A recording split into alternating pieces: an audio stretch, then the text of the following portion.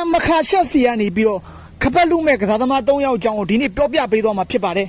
နံပါတ်1အနေနဲ့ကတော့ရှာခတ်ရကမုံနောဖြစ်ပါတယ်ရှာခတ်ရကမုံနောကတော့ကျွန်တော်တို့အာရှတိုက်ရဲ့ကာဇက်စတန်နိုင်ငံသားတစ်ယောက်လည်းဖြစ်တယ်ခင်ဗျသူ့ရဲ့ကစားသမားဘဝမှာ19ပွဲထိုးလုံးဝရှုံးပွဲမရှိထားဘဲနဲ့10ပွဲဆမရှင်10ပွဲနော့ကောက်နဲ့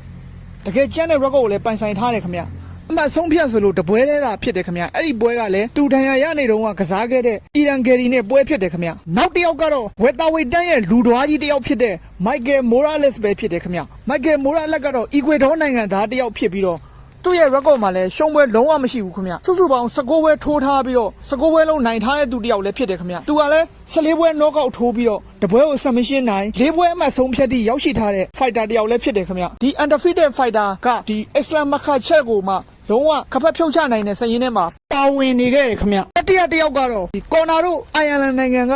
အီရန်ဂယ်ရီပဲဖြစ်တယ်ခင်ဗျအီရန်ဂယ်ရီဟာဆိုလို့ရှိရင်လည်း19ပွဲထိုးထားပြီးတော့18ပွဲအထိအနိုင်ရထားတဲ့ record ကျန်တဲ့ fighter တစ်ယောက်လည်းဖြစ်တယ်ခင်ဗျအဲ့တော့ဒီ3ယောက်ထဲကအစ္စလာမ်မခါချက်ကိုဘယ်သူဖြုတ်ချမလဲဆိုတော့စိတ်ဝင်စားနေခဲ့ပြီခင်ဗျသူတို့3ယောက်လုံးကအရက်အဖြစ်ဆိုရင်လည်းအစ္စလာမ်မခါချက်တဲ့ပို့ပြီးတော့အရက်ရှည်တဲ့လူတွေဖြစ်ကြတယ်ခင်ဗျအီရန်ဂယ်ရီရှုံးခဲ့တဲ့ပွဲကလည်းဒီနံပါတ်1နေရာကဒီရှာခတ်ရကမုံတော့ကိုမှအမှတ်ဆုံးဖြတ်နေပဲရှုံးပွဲကြုံတွေ့ခဲ့တာခင်ဗျ